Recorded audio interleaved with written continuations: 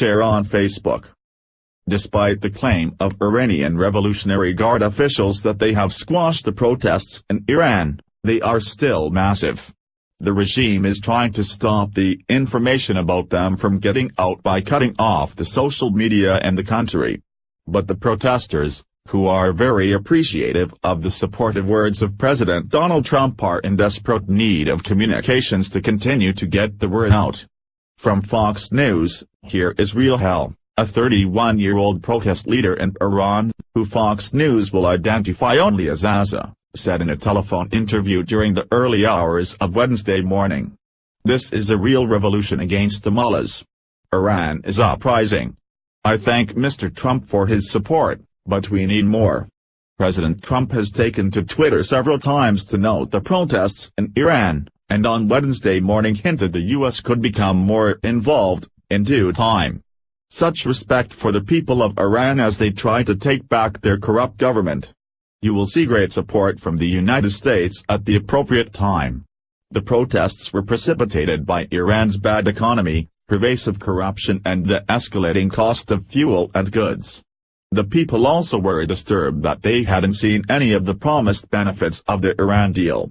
The push is mainly coming from younger Iranians who see no economic prospects and are not happy with the clerical rule of the mullahs. They organized through social media such as Instagram and Telegram. So the government tried to stop it by shutting them down. But it's not stopping. Obama betrayed the Iranian people. He gave the mullahs a ransom and cooperated with Supreme Leader Khamenei. He betrayed the Syrian people too. But Trump did not. So we have real expectations, said Aza. We want sanctions against the Iranian regime. They plundered our money. The U.S. should not pay the mullahs. Aza said he doesn't know the fate of friends who have been arrested in the ongoing demonstrations. But he assured they are prepared to fight until the bitter end. This time, even if we die, we will not stop. This is the price of freedom. We are not afraid, he vowed. I am a freedom fighter. Maybe tonight I will be killed. Fox News noted that on a recent trip to Iran there were people with multiple degrees forced to be cab drivers and waiters to survive. We had hope in Rouhani, much more than Ahmadinejad, one waiter whispered. But our lives are no better yet. They made it very clear that their purpose is not just economic, but it is political, and they want to throw out the mullahs. The issue is not just economic, it is political. People will give many reasons for protesting, and all the reasons have led to us losing patience, said Nick, a 27-year-old engineering student in Tehran. All the money given in the Iran deal went to expand security forces in Syria and Lebanon. All the people know this. We will continue until we overthrow this regime. We thank Mr. Trump for support, but we need all the countries not to remain silent. Others on the ground in Iran told Fox News most of the protest participants are young people, many students of universities, along with a number of high schoolers and supporters of the MEK opposition group.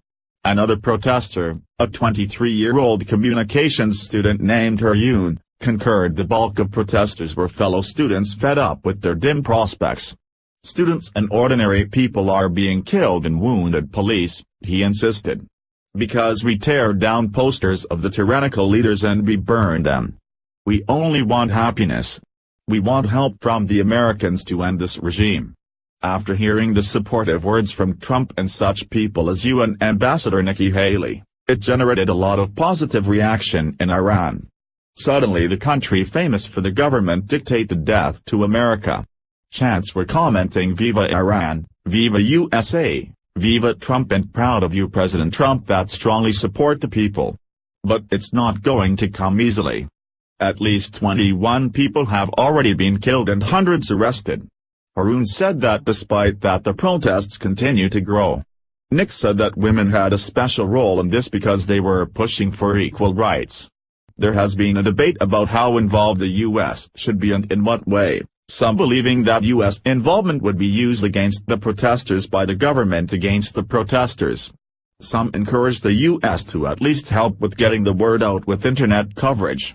Amir Fakhravar, president of the Iranian Freedom Institute, described the protesters. They love President Trump.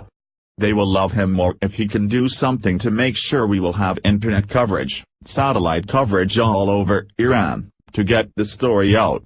He said it was huge, involving millions of people, but they need the coverage to be able to communicate.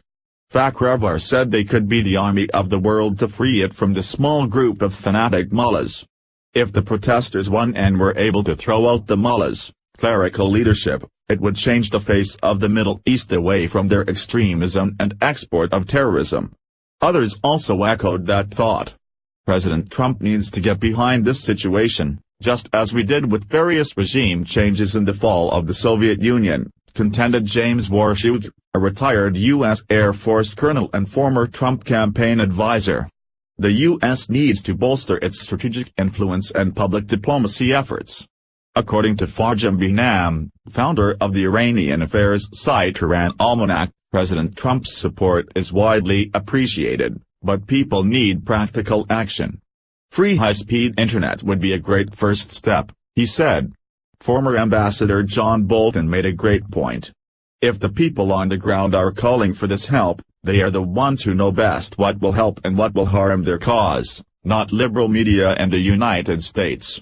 In 2009, Barack Obama was faced with the same choice. At least help with the social media. He refused and the revolution failed. He even refused to have the CIA involved in any way whatsoever. Let's not make that same mistake again. Opt and vote share on Facebook.